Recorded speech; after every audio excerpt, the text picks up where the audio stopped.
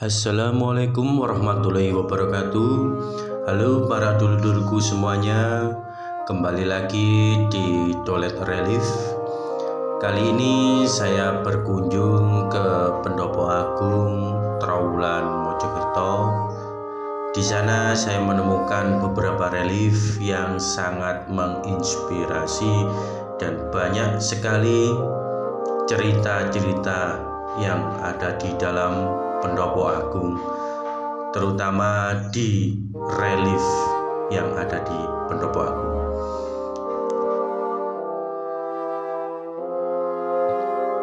Di sini kita bisa melihat ada relief yaitu penobatan Raden Wijaya. Singkat cerita, saya petik dari Wikipedia.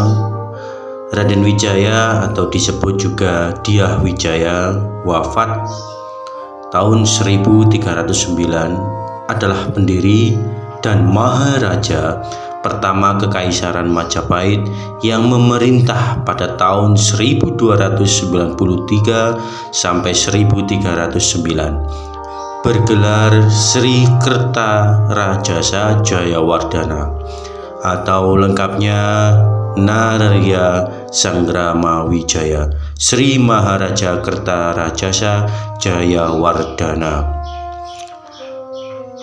Penobatan ini 15 Kartika 1215 Saka atau 10 November 1293. Wangsa Rajasa, nama lengkap Nararya Sanggrama Wijaya. Ayah Rakyan Jaya Dharma, ibunya Dyah Lembutal Permaisuri Tribuwaneswari, istri Tribunaweswari Narendra Duhita Jayendra Dewi Gayatri Indreswari.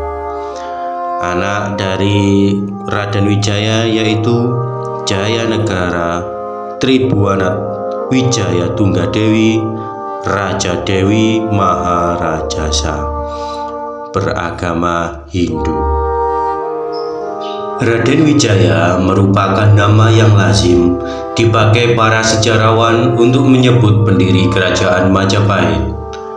Nama ini terdapat dalam Pararaton yang ditulis sekitar akhir abad ke-15. Kadang Pararaton juga menulisnya secara lengkap yaitu Raden Harsawijaya. Padahal menurut bukti-bukti prasasti, pada masa kehidupan Wijaya abad ke-13 atau 14, pemakaian gelar Raden belum populer.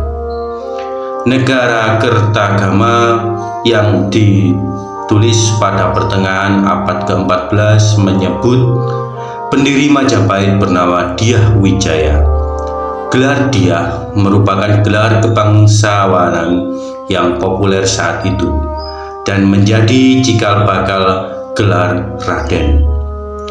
Istilah Raden sendiri diperkirakan berasal dari kata Radyah atau Radian atau Rahadian.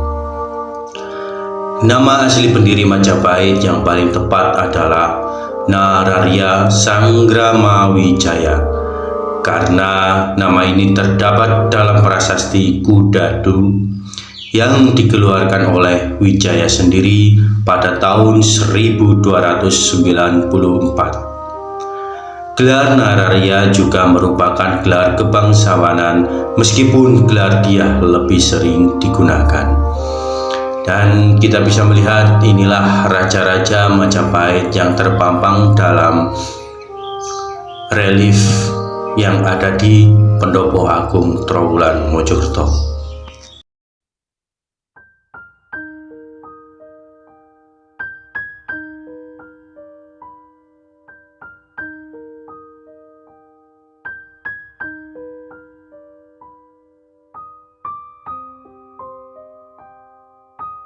Sumpah Palapa adalah suatu pernyataan atau sumpah yang dikemukakan oleh Gajah Mada pada upacara pengangkatannya menjadi Patih Amangkubumi Majapahit tahun 1258 Saka atau 1336 Masehi.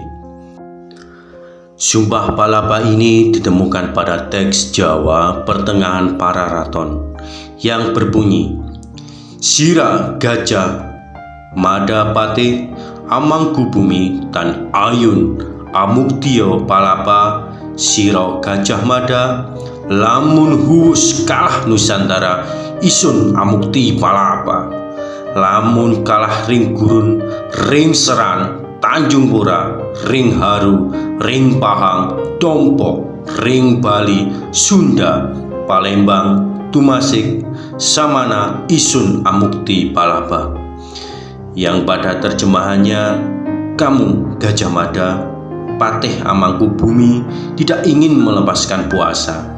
Kamu Gajah Mada jika telah menundukkan seluruh Nusantara di bawah kekuasaan Majapahit, saya baru akan melepaskan puasa.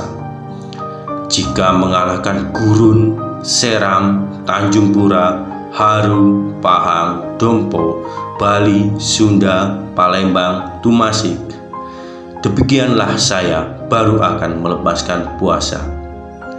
Dari isi naskah ini dapat diketahui bahwa pada masa diangkatnya Gajah Mada, sebagian wilayah Nusantara yang disebutkan pada sumpahnya belum dikuasai Majapahit. Oke, dulu-duluku semuanya, itulah cerita singkat relief yang ada di Pendopo Agung Trowulan Mojokerto. Kita sebagai warga Indonesia seharusnya menjunjung tinggi dan mengenang jasa para pahlawan yang telah gugur mendahului kita. Menurut saya, Mahapati Gajah Mada adalah pahlawan besar, pengaruh besar terhadap negara Republik Indonesia. Bayangkan jikalau tidak ada jasa Mahapati Gajah Mada, kita akan terpisah-pisah dan tidak bisa menjadi satu, yaitu bangsa Indonesia. Karena cita-cita Patih Gajah Mada yaitu menyatukan Nusantara, bukan memecah belah Nusantara. Di depan relief tersebut ada Pancasila yang menyengkram Bhinneka Tunggal Ika. Bhinneka Tunggal Ika adalah moto atau semboyan bangsa Indonesia yang tertulis pada lambang negara Indonesia, Garuda Pancasila. Frasa ini berasal dari bahasa Jawa kuno yang artinya adalah berbeda-beda tetapi tetap satu. Kata Bhinneka berasal dari dua kata yang mengalami sandi, yaitu bina yang artinya terpisah, berbeda, dan ika artinya itu. Kata tunggal berarti satu. Secara harfiah, Bhinneka Tunggal Ika dapat diartikan itu berbeda, itu satu, yang bermakna meskipun beraneka ragam, pada hakikatnya bangsa Indonesia tetap merupakan satu kesatuan. Semboyan ini digunakan untuk menggambarkan persatuan dan kesatuan bangsa dan negara kesatuan Republik Indonesia yang terdiri atas beraneka ragam adat dan budaya, bahasa daerah, ras, suku bangsa, agama, dan kepercayaan.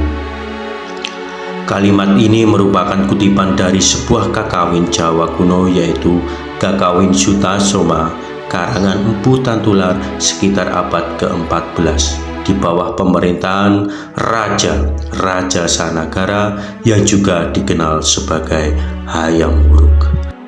Sekian, terima kasih. Mohon maaf apabila ada salah dalam sejarah yang saya bicarakan, mohon dikoreksi. Akhir kata, wassalamualaikum warahmatullahi wabarakatuh.